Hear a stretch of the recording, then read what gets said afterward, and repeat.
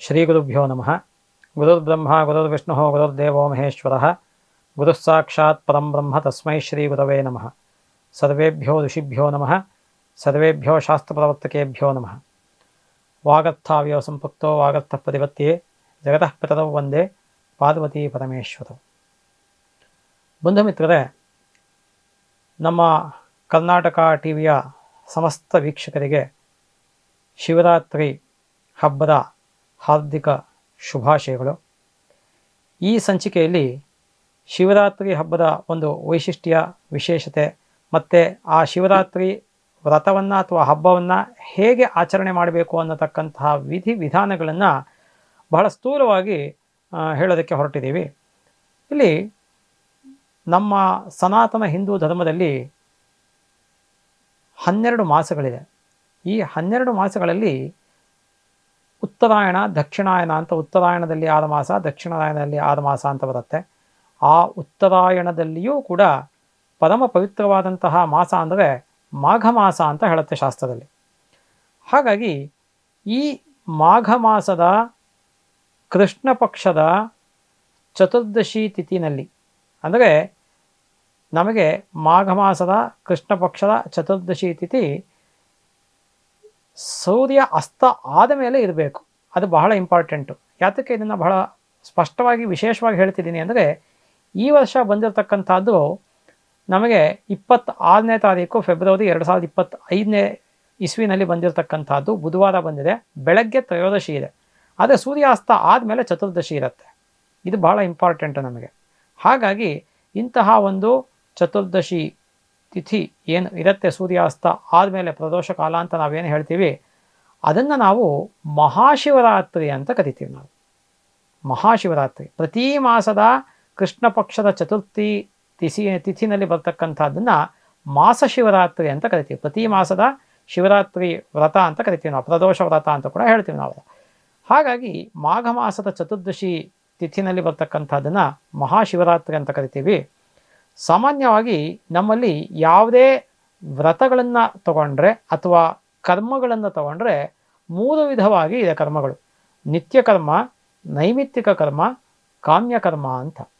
ನಿತ್ಯ ಕರ್ಮ ಅಂದರೆ ಪ್ರತಿನಿತ್ಯ ನಾವು ಮಾಡ್ತಕ್ಕಂತಹ ಮಾಡಲೇಬೇಕಾದಂತಹ ಕರ್ಮಗಳು. ಉದಾಹರಣೆಗೆ ಸ್ನಾನ, ಸಂಧ್ಯಾವಂದನೆ, ಮತ್ತು ಈ ಬ್ರಹ್ಮಯಜ್ಞ, ಪಂಚಮಹಾಯಜ್ಞ, ವೇದಾಧ್ಯಯನ, ಇಂಥದ್ದೆಲ್ಲವೂ ಕೂಡ ನಿತ್ಯವಾಗಿ ಮಾಡ್ತಕ್ಕಂಥದ್ದು. ನೈಮಿತ್ತಿಕ ಅಂದರೆ ಈ ಗ್ರಹಣಗಳನ್ನು ಕುರಿತಾಗಿ ಮಾಡ್ತಕ್ಕಂಥದ್ದು ಅಥವಾ ಇನ್ಯಾವುದೋ ಒಂದು ನಿಮಿತ್ತವಾಗಿ ಮಾಡ್ತಕ್ಕಂಥದ್ದು. ಈ ಥರದ್ದೆಲ್ಲನೂ ಷೋಡಶ ಕರ್ಮಗಳು, ಇವೆಲ್ಲವೂ ಕೂಡ ನೈಮಿತ್ತಿಕ ಕರ್ಮಗಳು. ಇದನ್ನು ಕೂಡ ನಾವು ಮಾಡಲೇಬೇಕು. ಇವೆರಡನ್ನು ಬಿಟ್ಟರೆ ನಮಗೆ 3ನೇ ಒಂದು ವಿಧ ಯಾವುದು ಅಂದರೆ ಕಾಮ್ಯಕರ್ಮ ಅಂತ ಕರಿತೀವಿ. ಈ ಕಾಮ್ಯಕರ್ಮ ಅನ್ನತಕ್ಕಂಥದ್ದು ನಮಗೆ ಸಾಮಾನ್ಯವಾಗಿ ಈ ಎಲ್ಲ ವ್ರತಗಳು, ವರಮಹಾಲಕ್ಷ್ಮಿ, ಗೌರಿ ಗಣೇಶ, ಈ ಥರದ್ದೆಲ್ಲನೂ ಕಾಮ್ಯ ವ್ರತಗಳು ಅಂತ ಕರಿತೇವೆ ನಾವು.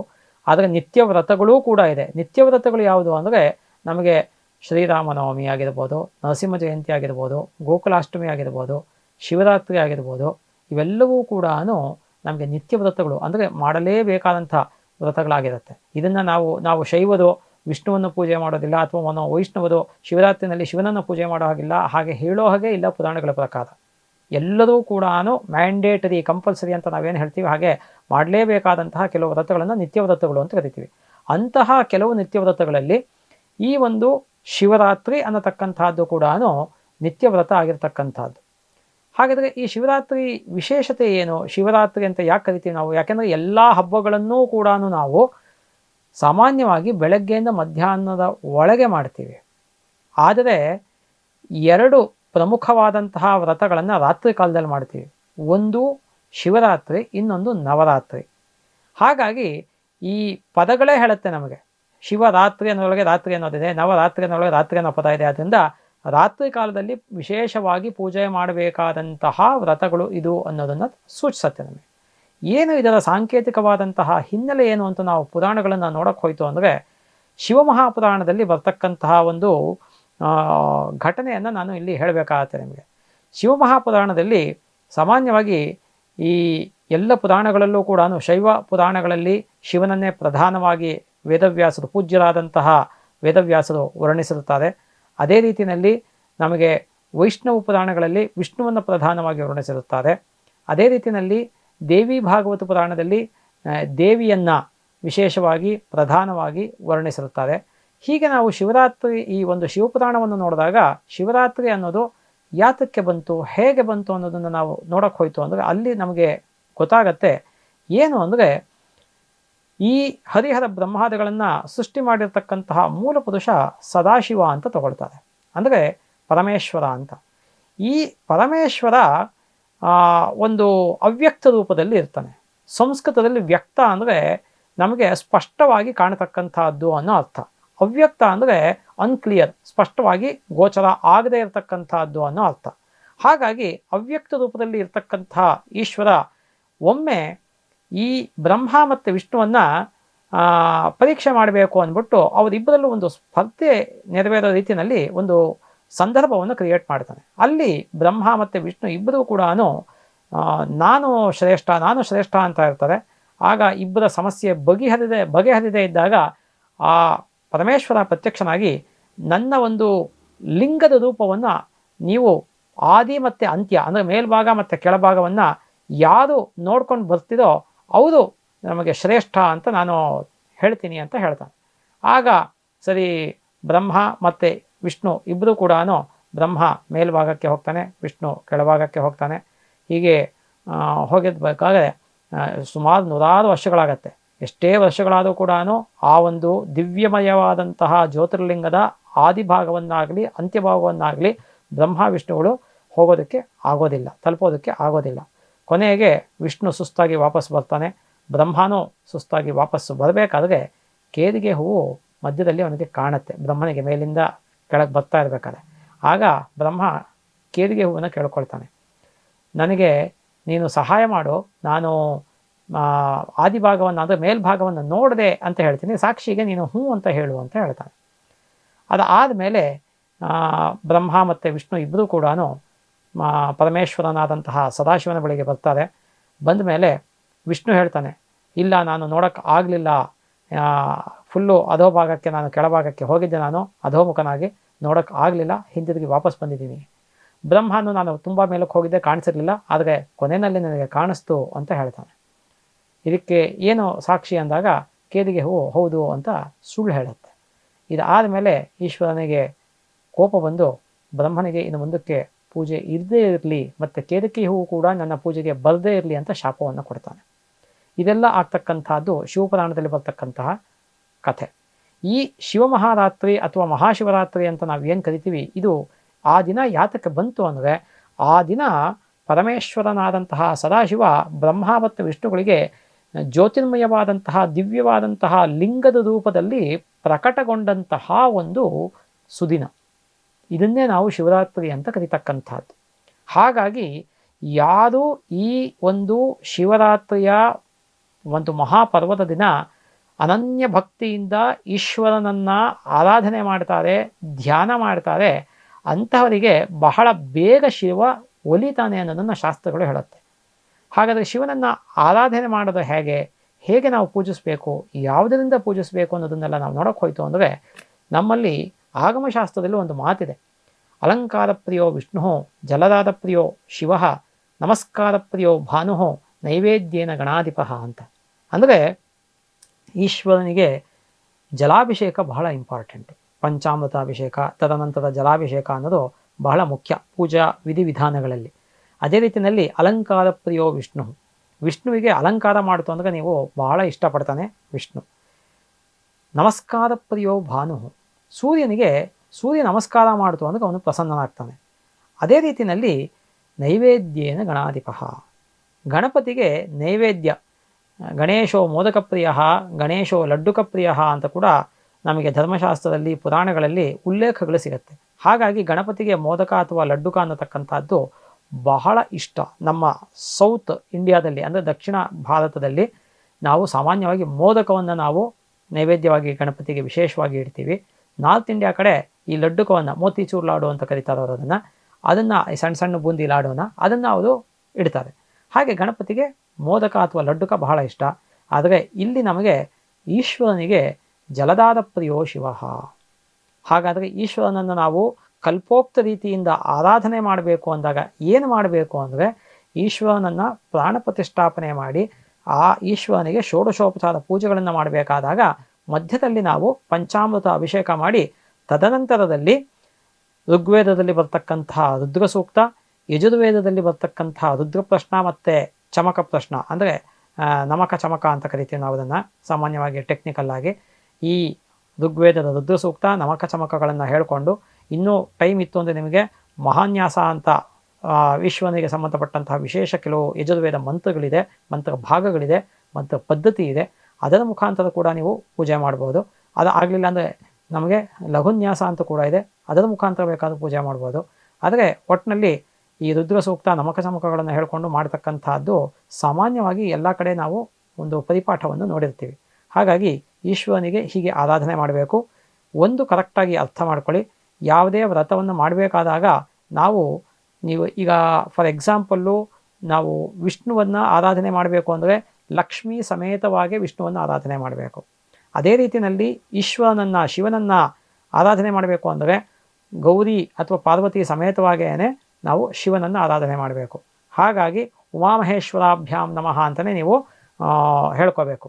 ಈ ಗೌರಿ ಮತ್ತು ಮಹೇಶ್ವರನನ್ನು ಆರಾಧನೆ ಪೂಜೆ ಮಾಡೋದಕ್ಕೆ ಮೊದಲು ನಾವು ಯಾವಾಗಲೂ ಕೂಡ ಅಷ್ಟೇ ನಾವು ಒಂದು ಪೂಜಾ ವಿಧಿಯನ್ನು ಪ್ರಾರಂಭ ಮಾಡಬೇಕಾದ್ರೆ ನಾವೇನು ಮಾಡ್ತೀವಿ ಅಂದರೆ ಶ್ರೀ ಗುರುಭ್ಯೋ ನಮಃ ಹರಿ ಓಂ ಗುರುರ್ಬ್ರಹ್ಮ ಗುರುರ್ವಿಷ್ಣು ಗುರುರ್ದೇವೋ ಮಹೇಶ್ವರ ಗುರುಃ ಸಾಕ್ಷಾತ್ ಪರಂಬ್ರಹ್ಮ ತಸ್ಮೈ ಶ್ರೀ ಗುರವೇ ನಮಃ ಅಂತ ಹೇಳಿ ಹರಿ ಓಂ ಆಗಮಾರ್ಥಂತು ದೇವಾನಾಂ ಗಮನಾರ್ಥಂತು ರಕ್ಷಸಾಂ ಕುರುವೇ ಘಂಟಾದವಂ ತತ್ರ ದೇವತಾಹ್ವಾನ ಲಾಂಛನಂ ಇತಿ ಘಂಟಾನಾದಂ ಕೃತ್ವಾ ಅಪಸತ್ಪಂತು ತೇ ಭೂತ ಯೇ ಭೂತ ಭೂಮಿ ಸಂಸ್ಥಿತಾಃ ಯೇ ಭೂತ ವಿಘ್ನಕರ್ತಾರಃ ತೇನಶ್ಚಂತು ಶಿವಾಜ್ಞೆಯ ಅಪಕ್ರಾಮಂತು ಭೂತಾದ್ಯಾ ಸರ್ವೇ ತೇ ಭೂಂಬಾಲಕಾಃ ಸರ್ವೇಷಾಮ ವಿರೋಧಿನ ಪೂಜಾ ಕರ್ಮ ಸಮಾರಭೆ ಅಂತ ಹೇಳಿ ಪ್ರಾರಂಭ ಮಾಡ್ತೀವಿ. ಆಮೇಲೆ ಕಲಶ ಪೂಜೆ ಮಾಡ್ತೀವಿ. ಒಂದು ಕಲಶದಲ್ಲಿ ನೀರನ್ನು ಇಟ್ಕೊಂಡು ಅದರೊಳಗೆ ಗಂಗಾದಿ ಸರ್ವತೀರ್ಥಾನ ಆವಾಕ್ಯ ಅಂತ ಮಂತ್ರಗಳನ್ನು ಹೇಳಿ ಅದನ್ನು ಮಾಡಿ ತದನಂತರದಲ್ಲಿ ಯಾವುದು ಪ್ರಧಾನ ದೇವರನ್ನು ಇವಾಗ ಶಿವರಾತ್ರಿ ಆದರೆ ಉಮಾಮಹೇಶ್ವರ, ಗೋಕುಲಾಷ್ಟಮಿ ಆದರೆ ರುಕ್ಮಿಣಿ ಸತ್ಯಭಾಮ ಸಹಿತ ಶ್ರೀಕೃಷ್ಣ ಪರಬ್ರಹ್ಮ, ಅದೇ ರೀತಿಯಲ್ಲಿ ಸೀತಾ ಲಕ್ಷ್ಮಣ ಭೌತ ಶತ್ರುಘ್ನ ಹನುಮತ್ ಸಮೇತ ಶ್ರೀ ರಾಮಚಂದ್ರ ಸ್ವಾಮಿ ದೇವತಾಮುದ್ದೇಶ್ಯ ಅಂತ ಹೇಳಿ ನಾವು ರಾಮನವಮಿಯನ್ನು ಮಾಡ್ತೀವಿ. ಹೀಗೆ ಪ್ರಧಾನ ದೇವತೆಗಳನ್ನು ಆಯಾ ವಿಶೇಷ ದಿನಗಳಲ್ಲಿ ಪರ್ವ ದಿನಗಳಲ್ಲಿ ಮಾಡೋದಕ್ಕೆ ಮೊದಲು ಸಕಲ ಕಾರ್ಯ ನಿರ್ವಿಘ್ನತಾ ಫಲಸಿದ್ಧ್ಯರ್ಥಂ ಮಮ ಸಕಲ ಸನ್ಮನೋಭೀಷ್ಟ ಫಲಸಿದ್ಧ್ಯರ್ಥಂ ಉತ್ತರೋತ್ತರ ಅಭಿವೃದ್ಧ್ಯರ್ಥಂ ಆದೌ ಶ್ರೀಮನ್ ಮಹಾಗಣಪತಿ ಪೂಜಾಂಕರಿಷ್ಯೆ ಅಂತ ಹೇಳಿ ಪ್ರತಿಯೊಂದು ವ್ರತದಲ್ಲೂ ಪ್ರತಿಯೊಂದು ಕಾರ್ಯದಲ್ಲೂ ಕೂಡ ಮಹಾಗಣಪತಿಯ ಪೂಜೆಯನ್ನು ಮಾಡಬೇಕು.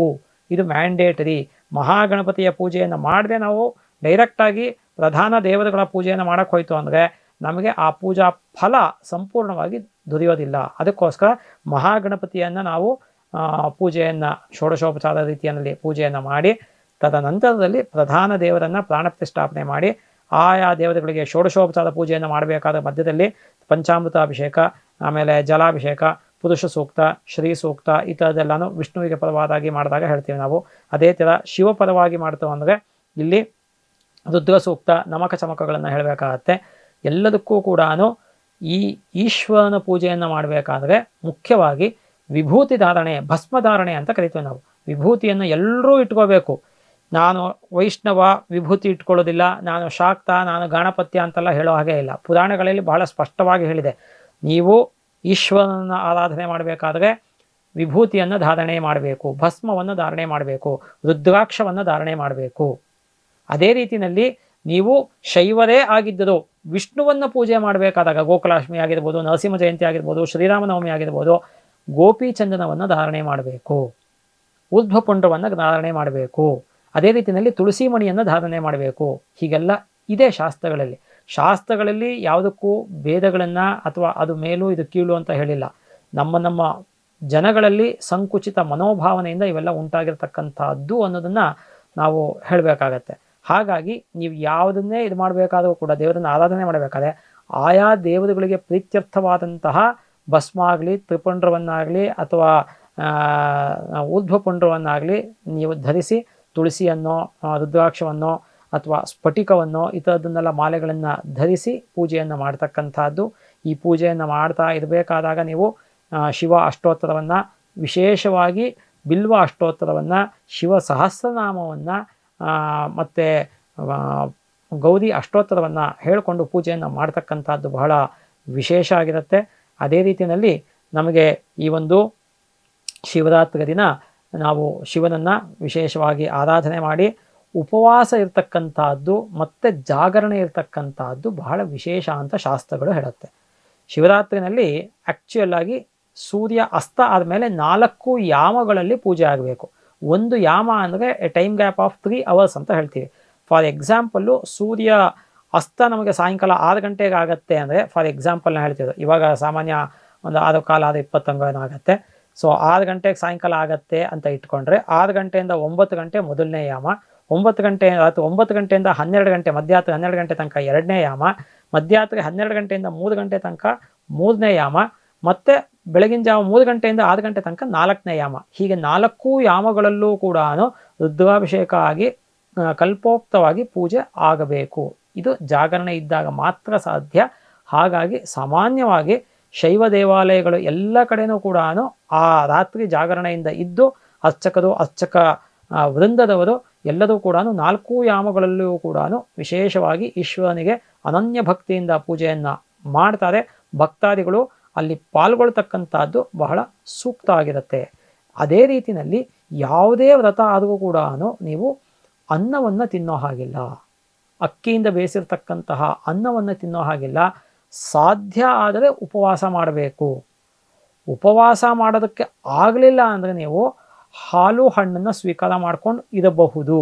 ಇದಕ್ಕೆ ಆಗತ್ತೆ ಅಂದರೆ, ಇಲ್ಲ ನಮಗೆ ಅದೂ ಆಗಲ್ಲ, ನಾವು ಟ್ಯಾಬ್ಲೆಟ್ಸ್ ತೊಗೋಬೇಕಾಗಿದೆ, ಇನ್ನೇನೋ ನಮಗೆ ಕಾಯಿಲೆಗಳಿದೆ, ಹಾಗಾಗಿ ಅದು ಆಗೋದಿಲ್ಲ ಅಂದಾಗ ನೀವು ಉಪ್ಪಿಟ್ಟೋ ಚಪಾತಿನೋ ಅವಲಕ್ಕಿನೋ ಈ ಥರದ್ದೇನಾದರೂ ಮಾಡಿಕೊಂಡು ಎಷ್ಟು ಸಾಧ್ಯ ಆಗುತ್ತೆ ನಿಮಗೆ ಅಷ್ಟು ಕಮ್ಮಿ ತೊಗೊಳ್ಳೋದು ಸೂಕ್ತ. ಯಾವತ್ತೂ ಕೂಡ ಅಷ್ಟೇ, ಆಹಾರವನ್ನು ನಾವು ಜಾಸ್ತಿ ತೊಗೊಂಡ್ರೆ ನಮಗೆ ಆಲಸ್ಯ ನಿದ್ದೆ ಎಲ್ಲ ಬರುತ್ತೆ.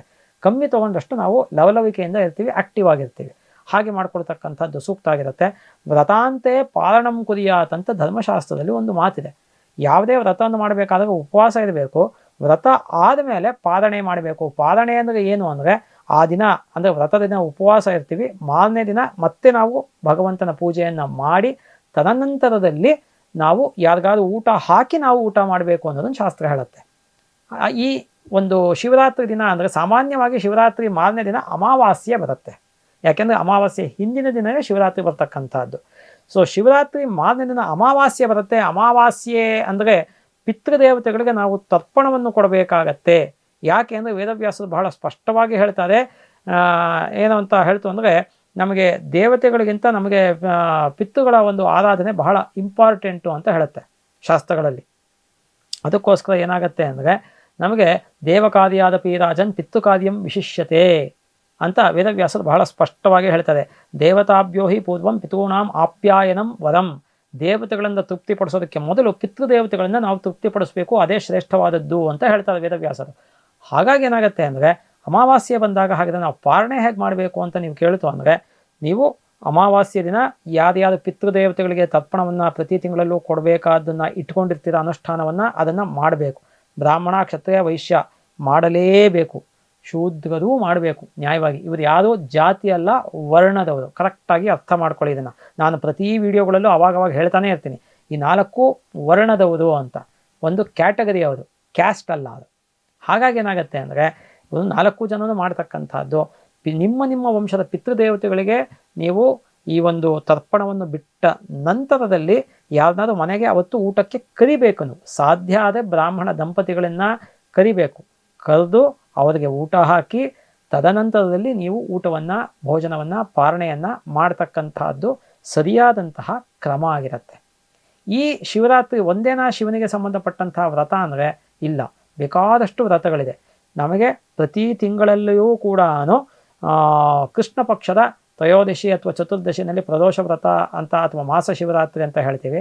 ಅಲ್ಲಿ ವಿಶೇಷವಾಗಿ ಈಶ್ವರನನ್ನು ಆರಾಧನೆ ಮಾಡ್ತೀವಿ. ಪ್ರತಿ ಸೋಮವಾರದಲ್ಲಿ ಈಶ್ವರನನ್ನು ಆರಾಧನೆ ಮಾಡ್ತಕ್ಕಂಥದ್ದು ಬಹಳ ವಿಶೇಷ ಆಗಿರುತ್ತೆ.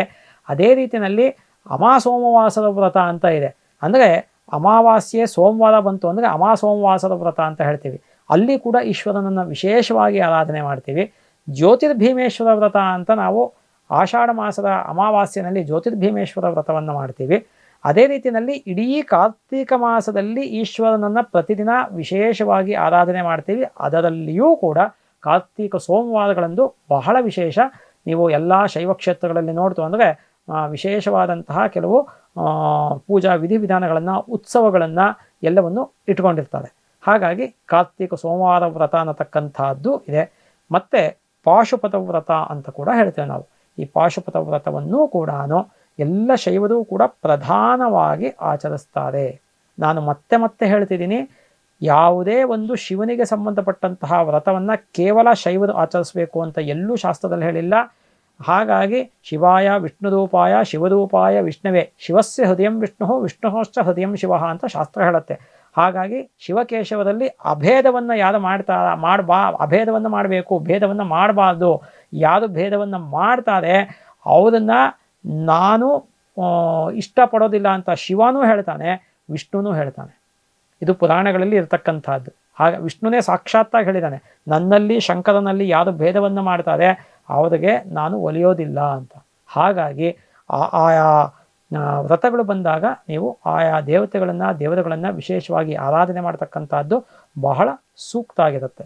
ಜಾಗರಣೆ ಮಾಡೋಕ್ಕೆ ಸಾಧ್ಯ ಇದ್ದರೆ ನಿಮ್ಮ ಕೈಲಿ ದೈಹಿಕವಾಗಿ ಮಾನಸಿಕವಾಗಿ ಆರೋಗ್ಯ ಸ್ಥಿತಿ ಉತ್ತಮವಾಗಿದ್ದರೆ ಮಾಡ್ಬೋದು. ನಿಮಗೆ ಆರೋಗ್ಯ ಸ್ಥಿತಿ ಉತ್ತಮವಾಗಿ ಇಲ್ಲ ಅಂದರೆ ಕಡೇ ಪಕ್ಷ ನೀವು ಭಗವಂತನ ಈಶ್ವರನ ಸ್ಮರಣೆಯನ್ನು ಮಾಡಿ ನೀವು ನಿದ್ದೆಯನ್ನು ಮಾಡಿ ಮತ್ತೆ ಅರುಣೋದಯ ಕಾಲಕ್ಕೆ ಎದ್ದು ಕಡೇ ಯಾಮದ ಪೂಜೆಯಲ್ಲಿ ಪಾಲ್ಗೊಳ್ತಕ್ಕಂಥದ್ದು ಸೂಕ್ತ. 4 ಯಾಮದ ಪೂಜೆಯನ್ನು ಮನೆಯಲ್ಲೂ ಮಾಡುವಂಥದ್ದು ಬೇಕಾದಷ್ಟು ಜನ ಇದ್ದಾರೆ. ಅಕಸ್ಮಾತ್ ನಿಮಗೆ ಮಾಡೋಕ್ಕಾಗಲಿಲ್ಲ ಅಂದರೆ ಕಡೇ ಪಕ್ಷ 1 ಯಾಮದ ಪೂಜೆ, ಸಾಮಾನ್ಯವಾಗಿ 4ನೇ ಯಾಮದ ಪೂಜೆ ಅಂತ ಹೇಳ್ತೀವಿ ನಾವು. ಯಾಕೆಂದರೆ ಮಾರನೇ ದಿನ ಬೆಳಗಿನ ಜಾವ ಅಂತ ಯಾಕೆಂದರೆ ಶಿವರಾತ್ರಿ ದಿನ ಬೆಳಗ್ಗೆ ನೀವು ಪೂಜೆ ಮಾಡಿರ್ತೀರ ಸಾಮಾನ್ಯವಾಗಿ. ಅದಾದಮೇಲೆ 4ನೇ ಯಾಮದ ಪೂಜೆಯನ್ನು ಮಾಡಿ ಪಿತೃದೇವತೆಗಳಿಗೆ ಮಾರನೇ ದಿನ ತರ್ಪಣವನ್ನು ಕೊಟ್ಟು ತದನಂತರದಲ್ಲಿ ಯಾರಿಗಾದರೂ ನೀವು ಊಟವನ್ನು ಹಾಕಿ ತದನಂತರದಲ್ಲಿ ನೀವು ಪಾರಣೆ ನಿಮಿತ್ತ ಊಟವನ್ನು ಭೋಜನವನ್ನು ಮಾಡ್ತಕ್ಕಂಥದ್ದು. ಹೀಗೆ ಮಾಡ್ತಕ್ಕಂಥದ್ದು ಬಹಳ ಸೂಕ್ತ ಆಗಿರುತ್ತೆ. ಈ ರುದ್ರಾಕ್ಷವನ್ನು ಯಾರು ಬೇಕಾದರೂ ಧಾರಣೆ ಮಾಡ್ಬೋದು. ಕರೆಕ್ಟಾಗಿ ಅರ್ಥ ಮಾಡ್ಕೊಳ್ಳಿ. ರುದ್ರಾಕ್ಷ ಆದರೆ ಧಾರಣೆ ಮಾಡಿದ್ದಾಗ ಮದ್ಯ ಮಾಂಸಾದಿಗಳನ್ನು ಸೇವನೆ ಮಾಡಬಾರ್ದು ಅನ್ನೋದನ್ನು ನಮಗೆ ದೇವಿ ಭಾಗವತ ಪುರಾಣದಲ್ಲಿ ಹೇಳುತ್ತೆ, ಬಹಳ ಸ್ಪಷ್ಟವಾಗಿ ಹೇಳುತ್ತೆ. ಹಾಗಾಗಿ ರುದ್ರಾಕ್ಷವನ್ನೇ ಆಗಲಿ ತುಳಸಿಯನ್ನೇ ಆಗಲಿ ಇದನ್ನೆಲ್ಲ ಯಾರು ಧಾರಣೆ ಮಾಡಿರ್ತಾರೆ ಆ ಧಾರಣೆ ಮಾಡಿದ್ದಾಗ ಮದ್ಯ ಮಾಂಸಾದಿಗಳನ್ನು ಸೇವನೆ ಮಾಡಬಾರ್ದು. ಅದನ್ನು ಹಾಕ್ಕೊಂಡು ಸ್ತ್ರೀ ಜೊತೆಗೆ ಸಂಪರ್ಕವನ್ನೂ ಕೂಡ ಮಾಡಬಾರ್ದು ಅನ್ನೋದನ್ನು ಕೂಡ ಬಹಳ ಸ್ಪಷ್ಟವಾಗಿ ಹೇಳುತ್ತೆ ಶಾಸ್ತ್ರಗಳಲ್ಲಿ. ಯಾಕೆ ಅಂದರೆ ಇವೆಲ್ಲವೂ ಕೂಡ ಬಹಳ ಪರಮ ಪವಿತ್ರವಾದಂತಹ ದ್ರವ್ಯಗಳು. ಅದನ್ನು ಹಾಕ್ಕೊಂಡು ನಾವು ಭಗವಂತನ ಹೆಸರಿನಲ್ಲಿ ಯಾವುದೇ ರೀತಿಯಾದಂತಹ ಅನಾಚಾರ ಅಪಚಾರಗಳನ್ನು ಮಾಡಬಾರ್ದು ಅನ್ನೋದನ್ನು ಶಾಸ್ತ್ರ ಬಹಳ ಸ್ಪಷ್ಟವಾಗಿ ಹೇಳುತ್ತೆ. ಹಾಗಾಗಿ ರುದ್ರಾಕ್ಷವನ್ನು ಭಸ್ಮಧಾರಣೆಯನ್ನು ಮಾಡಿಕೊಳ್ತಕ್ಕಂಥದ್ದು ಬಹಳ ಸೂಕ್ತ ಆಗಿರುತ್ತೆ. ಇದೇ ರೀತಿಯಲ್ಲಿ ನಾವು ಈ ಒಂದು ಶಿವರಾತ್ರಿ ಅಂತ ನಾವು ಏನು ಹೇಳ್ತಾ ಇದ್ದೀವಿ, ಈ ಶಿವರಾತ್ರಿಯ ಮಾರನೇ ದಿನ ಅಮಾವಾಸ್ಯೆ ಅನ್ನೋದನ್ನು ಕೂಡ ಈಗಷ್ಟೇ ನಾನು ಎಲ್ಲವನ್ನು ನಿಧಾನವಾಗಿ ಎಕ್ಸ್ಪ್ಲೈನ್ ಮಾಡಿದ್ದೀನಿ. ಈ ಈಶ್ವರನನ್ನು ನಾವು ಹೇಗೆ ಆರಾಧನೆ ಮಾಡಬೇಕು ಅಂತ ತುಂಬ ಜನ ಕೇಳ್ತಾರೆ ನನ್ನನ್ನು. ಯಾಕೆಂದರೆ ನೀವು ರುದ್ರ ಪ್ರಶ್ನ ಅಂತೀರ, ನಮಕ ಚಮಕ ಅಂತೀರ, ನಮಗೆ ಅವೆಲ್ಲ ಏನು ಅಂತಲೇ ಗೊತ್ತಿಲ್ಲ. ನಮಗೆ ಜಲಾಭಿಷೇಕ ಮಾಡಬೇಕು ಅಂತಾರೆ, ಏನೂ ಗೊತ್ತಿಲ್ಲ. ನಮಗೆ ಏನು ಮಾಡಬೇಕು? ಸಾಮಾನ್ಯ ಜನರಿಗೆ ನನಗೆ ಏನಂದರೆ ಏನೂ ಗೊತ್ತಿಲ್ಲ, ನಾನು ಟೋಟಲಿ ಇನ್ನೋಸೆಂಟು, ನನಗೇನೂ ಗೊತ್ತಿಲ್ಲ, ಯಾವುದೇ ಮಂತ್ರಗಳು ಗೊತ್ತಿಲ್ಲ, ಸ್ತೋತ್ರಗಳು ಗೊತ್ತಿಲ್ಲ, ಏನೋ ಸಣ್ಣ ಪುಟ್ಟ ಶ್ಲೋಕ ಹೇಳ್ಕೊಳ್ತೀನಿ ಅಂದರೆ ನೀವು ಹೇಳ್ಕೋಬೋದು. ತ್ರಿದಳಂ ತ್ರಿಗುಣಾಕಾರಂ ತ್ವನೇತ್ತಂಚ ತ್ರಿಯಾಯುಧಂ ತ್ರಿಜನ್ಮ ಪಾಪ ಸಂಹಾರಂ ಏಕಬಿಲ್ವಂ ಶಿವಾರ್ಪಣಂ ತ್ರಿಶಾಕೈಃ ಬಿಲ್ವಪತ್ರೈಶ್ಚ ಅಚ್ಛಿದ್ರೈಃ ಕೋಮಲೈಃ ಶುಭೈಃ ತವ ಪೂಜಾಂ ಕರಿಷ್ಯಾಮಿ ಏಕಬಿಲ್ವಂ ಶಿವಾರ್ಪಣಂ ಕಾಶೀಕ್ಷೇತ್ರ ನಿವಾಸಂಚ ಕಾಲಭೈರವ ದರ್ಶನಂ ಪ್ರಯಾಗೆ ಮಾಧವಂ ದೃಷ್ಟ್ವಾ ಏಕಬಿಲ್ವಂ ಶಿವಾರ್ಪಣಂ ಬಿಲ್ವಾನಾಂ ದರ್ಶನಂ ಪುಣ್ಯಂ ಸ್ಪರ್ಶನಂ ಪಾಪನಾಶನಂ ಅಘೋರ ಪಾಪ ಸಂಹಾರಂ ಏಕಬಿಲ್ವಂ ಶಿವಾರ್ಪಣಂ. ಹೀಗೆ ಬಿಲ್ವ ಅಷ್ಟೋತ್ತರ ಬರುತ್ತೆ. ಅದರೊಳಗೆ ಈ 4 ಕೂಡ ಬಹಳ ವಿಶೇಷವಾದಂತಹ ಶ್ಲೋಕಗಳನ್ನ ಇವಾಗಷ್ಟೇ ಪಠಣ ಮಾಡಿದ್ದು. ಈ ರೀತಿಯಾಗಿ ಹೇಳಿಕೊಂಡು ಮಾಡ್ಬೋದು.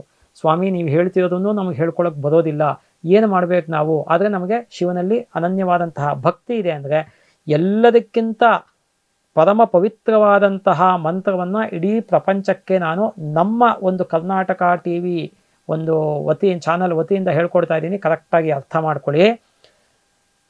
ಶಿವನೇ ಸಾಕ್ಷಾತ್ತಾಗಿ ಹೇಳ್ತಾನೆ, ಯಾರು ನನ್ನ ಪಂಚಾಕ್ಷರಿ ಮಂತ್ರವನ್ನು ಅನನ್ಯ ಭಕ್ತಿಯಿಂದ ಜಪಿಸ್ತಾ ನನ್ನ ಶಿವಲಿಂಗದ ಮೇಲೆ ಜಲಾಭಿಷೇಕವನ್ನು ಮಾಡ್ತಾರೆ ಅವರ ಇಷ್ಟಾರ್ಥಗಳನ್ನು ನಾನು ಈಡೇರಿಸ್ತೇನೆ, ನಾನು ಸುಪ್ರೀತನಾಗ್ತೇನೆ, ಅವರಿಗೆ ಕೇಳಿದಂತಹ ವರಗಳನ್ನು ಅದು ನ್ಯಾಯ ಧರ್ಮ ಮಾರ್ಗದಲ್ಲಿ ಇದ್ದರೆ ಖಂಡಿತ ಕೊಡ್ತೀನಿ ಅಂತ ಸಾಕ್ಷಾತ್ತಾಗಿ ಶಿವನೇ ಹೇಳ್ತಾನೆ.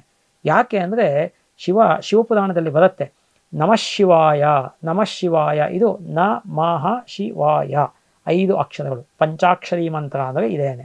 ಈ ನಮಃ ಶಿವಾಯ ಅಂತ ನಾವು 108 ಬಾರಿ ಹೇಳ್ತಕ್ಕಂಥದ್ದು 7 ಕೋಟಿ ಮಂತ್ರಗಳನ್ನು ಜಪಿಸಿದ ಫಲ ಸಿಗತ್ತೆ ಅಂತ ಶಿವಮಹಾಪುರಾಣದಲ್ಲಿ ಹೇಳಿದೆ. ಹಾಗಾಗಿ ನಿಮಗೆ ಏನೂ ಹೇಳ್ಕೊಳಕ್ಕೆ ಬರಲಿಲ್ಲ ಅಂತ ಇಟ್ಕೊಳ್ಳಿ, ನಿಮ್ಗೆ ಯಾವುದೇ ಮಂತ್ರ ಬರಲ್ಲ, ಶ್ಲೋಕ ಬರಲ್ಲ, ಸ್ತೋತ್ರ ಬರಲ್ಲ, ಬೀಜಾಕ್ಷರ ಮಂತ್ರಗಳು ಬರಲ್ಲ, ಇದು ಯಾವುದೂ ಬರಲ್ಲ ಅಂದಾಗ ನಮಃ ಶಿವಾಯ ನಮಃ ಶಿವಾಯ ನಮಃ ಶಿವಾಯ ನಮಃ ಶಿವಾಯ ನಮಃ ಶಿವಾಯ ಅಂತ ನೀವು 108 ಬಾರಿ, ರುದ್ರಾಕ್ಷಿ ಮಣಿ ನಿಮ್ಮ ಹತ್ರ ಇತ್ತು ಅಂದರೆ ರುದ್ರಾಕ್ಷಿ ಮಣಿನಲ್ಲೇ ನೀವು ಕ್ಯಾಲ್ಕುಲೇಟ್ ಮಾಡ್ಕೋಬೋದು 108 ಮಣಿನ. ಇಲ್ಲ ಅಂದರೆ ಕೈ ಬರಲಿ ಎಣಿಕೆನಲ್ಲೂ ಕೂಡ 108 ಮಾಡಿಕೊಂಡು ನೀವು ಮಾಡ್ಬೋದು, ಯಾವುದೇ ಅಭ್ಯಂತರ ಇಲ್ಲ.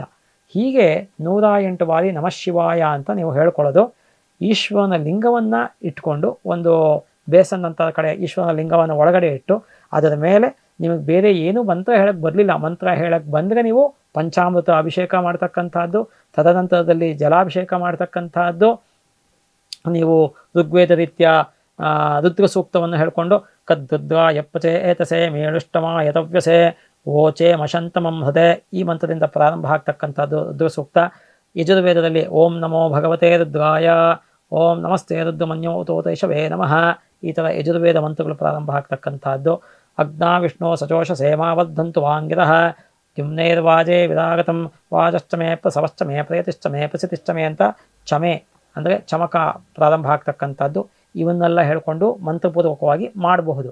ನಿಮಗೆ ಮಾಡೋಕ್ಕೆ ಬರಲಿಲ್ಲ ಅಂತ ಇಟ್ಕೊಳ್ಳಿ, ಆಗ ನೀವು ಆ ಒಂದು ನೀರನ್ನು ಒಂದು ಲೋಟದಲ್ಲಿ ಇಟ್ಕೊಂಡು, ಯಾಕೆಂದರೆ ಶಾಸ್ತ್ರದಲ್ಲಿ ಬಂಗಾರ, ಬೆಳ್ಳಿ, ತಾಮ್ರ, ಪಂಚಲೋಹ, ಮೃತ್ ಎಲ್ಲವನ್ನೂ ಹೇಳುತ್ತೆ. ಶ್ರೇಷ್ಠ ಆರ್ಡರ್ ಆಫ್ ಪ್ರಯಾರಿಟಿ, ಬಂಗಾರ ಶ್ರೇಷ್ಠ ಅಂತ ಹೇಳುತ್ತೆ. ಬಂಗಾರ ಲೋಟ ನೀವು ಯಾರೂ ಇಟ್ಕೊಳ್ಳಿಕ್ಕೆ ಸಾಧ್ಯ ಇಲ್ಲ. ಬೆಳ್ಳಿ ಲೋಟನೂ ಎಷ್ಟೋ ಜನ ಇಟ್ಕೊಳ್ಳಿಕ್ಕೆ ಆಗೋದಿಲ್ಲ. ತಾಮ್ರ ಅಥವಾ ಪಂಚಲೋಹ ಅಥವಾ ಹಿತ್ತಾಳೆ ಅಥವಾ ಕಡೆ ಪಕ್ಷ ಮಣ್ಣಿನದು, ಇದು ಯಾವುದನ್ನಾದರೂ ಇಟ್ಕೊಂಡು ಅದರಿಂದ ಶ್ರದ್ಧೆ ಇಂಪಾರ್ಟೆಂಟು. ಒಂದು ಮಾತು ಕರೆಕ್ಟಾಗಿ ಹೇಳ್ತೀನಿ, ಅರ್ಥ ಮಾಡ್ಕೊಳ್ಳಿ. ಈಗ ನಾನು ಹೇಳ್ತಕ್ಕಂತಹ ಮಾತು ನೀವು ಯಾವುದೇ ಪೂಜೆ ವ್ರತ ಮಾಡಿದ್ರೂ ಅಪ್ಲೈ ಆಗ್ತಕ್ಕಂಥದ್ದು, ಯಾವುದೇ ಕರ್ಮ ಮಾಡಿದ್ರೂ ಅಪ್ಲೈ ಆಗ್ತಕ್ಕಂಥದ್ದು. ಕರ್ಮ ಶ್ರದ್ಧೆ ಇರಬೇಕು ನಿಮಗೆ ಮಾಡಬೇಕಾದ್ರೆ. ನೀವು ಮಾಡ್ತಕ್ಕಂತಹ ಕರ್ಮದಲ್ಲಿ, ಕೆಲಸದಲ್ಲಿ ಶ್ರದ್ಧೆ ಇರಬೇಕು, ಭಕ್ತಿ ಇರಬೇಕು. ಶ್ರದ್ಧಾ ಭಕ್ತಿ ಇಲ್ಲ ಅಂದರೆ ಕರ್ಮವನ್ನೇ ಮಾಡಬೇಡಿ ನೀವು. ಇದನ್ನು ನಾನು ಬಹಳ ಸ್ಪಷ್ಟವಾಗಿ ಹೇಳ್ತೀನಿ. ಹಾಗಾಗಿ ಕರ್ಮ ಶ್ರದ್ಧೆ ಇಟ್ಕೊಂಡು ಮಾಡಿ, ಭಗವಂತ ನಿಮಗೆ ಒಲಿದೇ ಒಲಿತಾನೆ. ಶಿವ ಕೊಡದೇ ಇರತಕ್ಕಂತಹ ವರ ಯಾವುದೂ ಇಲ್ಲ. ಹಾಗಾಗಿ ನೀವು ಕರ್ಮ ಶ್ರದ್ಧೆ ಇಟ್ಕೊಂಡು ಮಾಡಿ. ಕರ್ಮಶ್ರದ್ಧೆ ಇಲ್ಲ ಅಂದರೆ ಪ್ರಯೋಜನ ಇಲ್ಲ, ಮಾಡಿದ್ದಷ್ಟು ವೇಸ್ಟು. ನೀವು ಆಡಂಬರ ತೋರಿಸೋದಕ್ಕೆ, ಇನ್ನೊಬ್ಬರನ್ನ ಮೆಚ್ಚೋದಕ್ಕೋಸ್ಕರ ಮಾಡಬೇಕಾಗಿಲ್ಲ, ಭಗವಂತನನ್ನು ಮೆಚ್ಚೋದಕ್ಕೆ ನೀವು ಮಾಡಬೇಕು. ಆದ್ದರಿಂದ ಕರ್ಮಶ್ರದ್ಧೆ ಇಟ್ಕೊಂಡು ಆ ಒಂದು ಲೋಟದಲ್ಲಿ ನೀರನ್ನು ತಗೊಂಡು ಒಂದು ಲಿಂಗವನ್ನು ಒಂದು ದೊಡ್ಡ ಪಾತ್ರೆಯಲ್ಲಿ ಇಟ್ಟುಕೊಂಡು, ಬೇಸನ್ನೋ ಪಾತ್ರೆನಲ್ಲೋ ನಮಃ ಶಿವಾಯ ನಮಃ ಶಿವಾಯ ನಮಃ ಶಿವಾಯ ನಮಃ ಶಿವಾಯ ನಮಃ ಶಿವ, ನಿಮಗೆ ಬೇರೆ ಏನು ಮಂತ್ರ ಬರಲಿಲ್ಲ ಅಂದರೆ ಇದನ್ನೇ ಹೇಳಿಕೊಂಡು 108 ಸತಿ ನೀವು ಹಾಕ್ತಾ ಬನ್ನಿ, ಉದ್ಧರಣೆಯಲ್ಲಿ ಹಾಕ್ತಾ ಬನ್ನಿ. ನಮಃ ಶಿವಾಯ ನಮಃ ಶಿವಾಯ ನಮಃ ಶಿವಾಯ ಅಂತ 108 ಬಾರಿ ಉದ್ಧರಣೆಯಲ್ಲಿ ಹಾಕಿ ಅದು ಜಲಾಭಿಷೇಕ ಅನ್ನಿಸ್ಕೊಳ್ಳುತ್ತೆ. ಮತ್ತು ಬಿಲ್ವಪತ್ರೆಯಿಂದ ಅರ್ಚನೆ ಮಾಡಿ ಈಶ್ವರನನ್ನು. ಇದು ಬಹಳ ಇಂಪಾರ್ಟೆಂಟು. ಶಿವ ಮತ್ತು ಕೇಶವ ಇಬ್ಬರೂ ಕೂಡ ಹೇಳ್ತಾರೆ. ವಿಷ್ಣು ಹೇಳ್ತಾನೆ ಒಂದು ಕಡೆ, ಯಾರು ನನ್ನನ್ನು ತುಳಸಿಯಿಂದ ಅರ್ಚನೆ ಮಾಡ್ತಾರೆ ಅದೇ ರೀತಿಯಲ್ಲಿ ಬಿಲ್ವಪತ್ರೆಯಿಂದನೂ ಅರ್ಚನೆ ಮಾಡಬೇಕು. ಶಿವನೂ ಅದೇ ಮಾತನ್ನು ಹೇಳ್ತಾನೆ, ಯಾರು ನನ್ನನ್ನು ಬಿಲ್ವಪತ್ರೆಯಿಂದ ಅರ್ಚನೆ ಮಾಡ್ತಾರೆ ತುಳಸಿಯಿಂದನೂ ಅರ್ಚನೆ ಮಾಡಬೇಕು. ಹೀಗಾಗಿ ನೀವು ಶಿವ ಮತ್ತು ವಿಷ್ಣು ಇಬ್ಬರನ್ನೂ ಕೂಡ ತುಳಸಿ ಮತ್ತು ಬಿಲ್ವಪತ್ರೆಗಳಿಂದ, ಶಿವನನ್ನು ವಿಶೇಷವಾಗಿ ಬಿಲ್ವಪತ್ರೆಯಿಂದ, ವಿಷ್ಣುವನ್ನು ವಿಶೇಷವಾಗಿ ತುಳಸಿ ಪತ್ರೆಯಿಂದ ನೀವು ಮಾಡ್ತಕ್ಕಂಥದ್ದು. ಹಾಗಾಗಿ ಆ ಒಂದು ಬಿಲ್ವಪತ್ರೆಯಿಂದ ನೀವು ಈಶ್ವರನನ್ನು ಆರಾಧನೆ ಮಾಡ್ತಕ್ಕಂಥದ್ದು ಬಹಳ ಸೂಕ್ತ ಆಗಿರುತ್ತೆ. ಹೀಗೆ ಆರಾಧನೆ ಮಾಡಿ ಆಮೇಲೆ ಧೂಪ ದೀಪ ನೈವೇದ್ಯ ಊದುಬತ್ತಿಯನ್ನು ಹಚ್ಚಿಸ್ಕೊಂಡು ಮಾಡಿ, ಅದಾದಮೇಲೆ ಏಕಾರತಿ ಮಾಡಿ, ಏಕಾರತಿ ಆದಮೇಲೆ ನೈವೇದ್ಯ ಮಾಡಿ, ನೈವೇದ್ಯ ಆದಮೇಲೆ ನೀವು ಕರ್ಪೂರಾರತಿಯನ್ನು ಮಾಡ್ತಕ್ಕಂಥದ್ದು. ಅದಾದಮೇಲೆ ನೀವು ಈ ಒಂದು ಏನಂತ ಹೇಳ್ತಾರೆ ಮಂತ್ರಪುಷ್ಪವನ್ನು ಹೇಳ್ಕೊಂಡು ಅದೇನು ಬರಲಿಲ್ಲ ಅಂದರೆ ಪ್ರದಕ್ಷಿಣೆ ಮಾಡಿ ನಮಸ್ಕಾರ ಹಾಕಿ ಇನ್ನೊಂದು ಸತಿ ಮತ್ತೆ ಪುನಃ ಪೂಜೆ ಅಂತ ಹೇಳ್ತೀವಿ. ಆ್ಯಕ್ಚುಯಲಾಗಿ ಇವೆಲ್ಲ ನೀವು ಕ್ರಮವಾಗಿ ಮಾಡಬೇಕು ಅಂದರೆ ಪುರೋಹಿತರನ್ನು ಕರೆಸಿ ಮಾಡಿ. ಇವಾಗ ಫಾರ್ ಎಕ್ಸಾಂಪಲ್ ಹೇಳಬೇಕು ಅಂದರೆ ನಾನು ಸಂಸ್ಕೃತ ಪ್ರೊಫೆಸರು, ಪುರೋಹಿತ, astrologer, vastu consultant, religious and spiritual speaker ಎಲ್ಲನೂ ಆಗಿದ್ದೀನಿ. ನಮ್ಮ ಮನೇಲಿ ನಾನು ಪೂಜೆ ಮಾಡಬೇಕು ಅಂದ್ರೆ ನಾನು ಪುರೋಹಿತನ ಕರ್ಸೇ ಮಾಡೋದು. ನನಗೆ ಮಾಡ್ಕೊಳ್ಳೋಕೆ ಎಲ್ಲ ಬಂದು ಕೂಡ ನಾನು ಕರ್ಸು ಮಾಡ್ತೀನಿ. ಯಾಕೆ ಅಂದರೆ ಆ ಸ್ಥಾನಕ್ಕೆ ನಾವು ಗೌರವವನ್ನು ಕೊಡಬೇಕು. ಯಾವುದೇ ಸ್ಥಾನಕ್ಕೆ ಯಾವುದೇ ಕೂತಿರಲಿ, ಒಬ್ಬ ಡಾಕ್ಟ್ರು ನಾವು ನೋಡೋಕೆ ಹೋಗ್ತೀವಿ ಅಂದರೆ ಅವ್ರ ಮೇಲೆ ನಂಬಿಕೆ ಇರಬೇಕು, ಗೌರವ ಇರಬೇಕು. ಒಬ್ಬ ಅಸ್ಟ್ರಾಲಜರ್ನ ಕನ್ಸಲ್ಟ್ ಮಾಡ್ತೀವಿ ಅಂದರೆ ಅವ್ರ ಮೇಲೆ ನಂಬಿಕೆ ಇರಬೇಕು, ಗೌರವ ಇರಬೇಕು. ಒಬ್ಬ ಪುರೋಹಿತನ ಮನೆಗೆ ಕರೆಸ್ತೀವಿ ಅಂದರೆ ಅವ್ರ ಮೇಲೆ ನಂಬಿಕೆ ಇರಬೇಕು, ಗೌರವ ಇರಬೇಕು.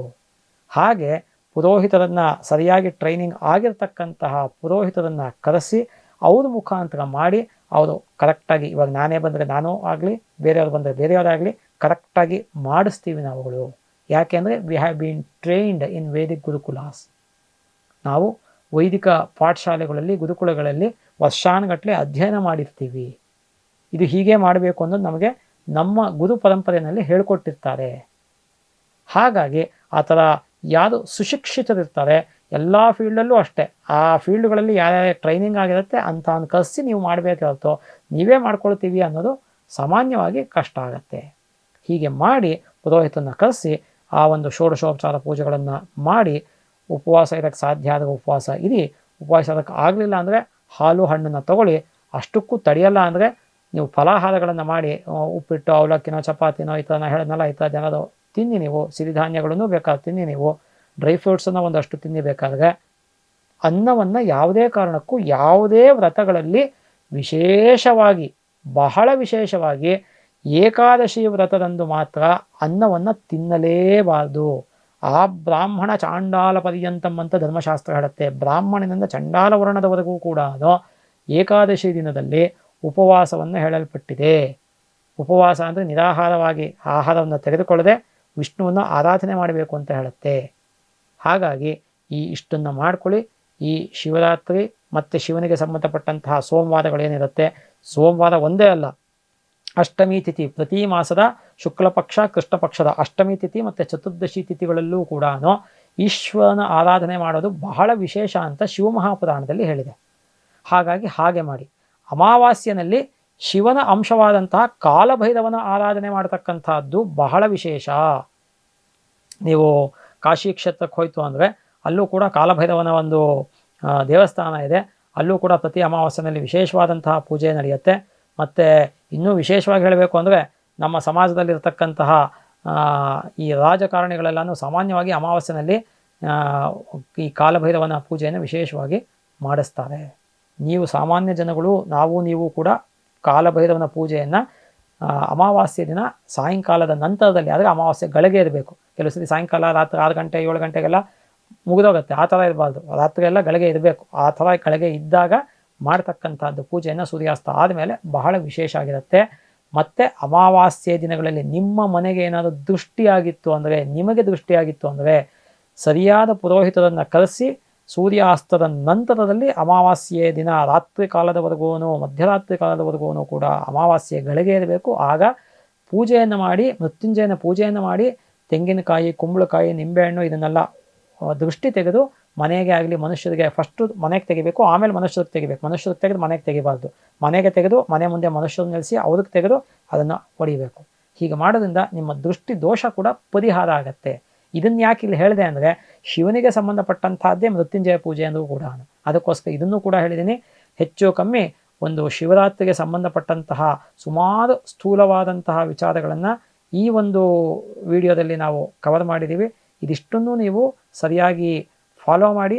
ಮತ್ತು ನಮ್ಮ ಕರ್ನಾಟಕ ಈ ಒಂದು ಟಿವಿಯನ್ನು ನೋಡ್ತಾ ಇರ್ತಕ್ಕಂಥ ಎಲ್ಲರೂ ಕೂಡ ಇನ್ನೂ ಹೆಚ್ಚು ಹೆಚ್ಚು ಜನಗಳಿಗೆ ನೀವು ಕೂಡ ಸಬ್ಸ್ಕ್ರೈಬ್ ಮಾಡಿಕೊಂಡು ಶೇರ್ ಮಾಡಿ ಅಂತ ಹೇಳ್ತೀನಿ. ಎಲ್ಲರಿಗೂ ಕೂಡ ಒಳ್ಳೆಯದಾಗಲಿ. ಸರ್ವೇ ಜನ ಸುಖಿನೋ ಭವಂತು, ಸಮಸ್ತ ಸನ್ಮಂಗಳಾನಿ ಭವಂತು.